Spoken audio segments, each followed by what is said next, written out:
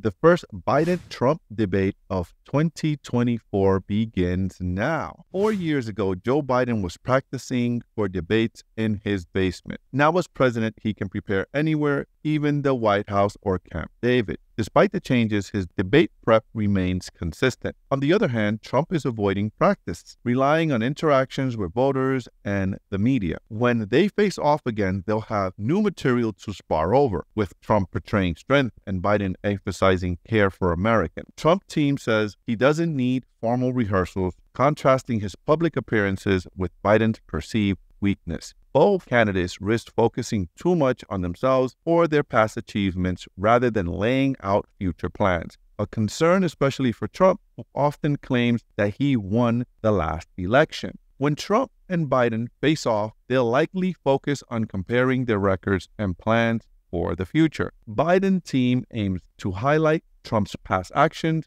like appointing conservative judges and pushing election conspiracy theories to paint him in a negative light. Meanwhile, Trump might skip formal prep, believing he's got it in the bag, and Biden's team is gearing up with the key players like Ron Klain and Anita Dunn, but Trump's circle has seen some changes. Despite the hype, the impact of debates on election outcomes remain uncertain, but they are still a big deal for voters to see candidates in action. The next showdown set for September 10th, giving them plenty of time to prepare or not. Just got one thought on this, and that's Trump is underestimating his enemy. And rule number one, and one of the top rules on combat and opponents, is never underestimate your competition, never underestimate your opponent. And Trump, just because this guy is older, Biden is our president, our current president, and may look frail, don't underestimate the people behind him and the Democrats. We saw what they can do. They're a powerhouse.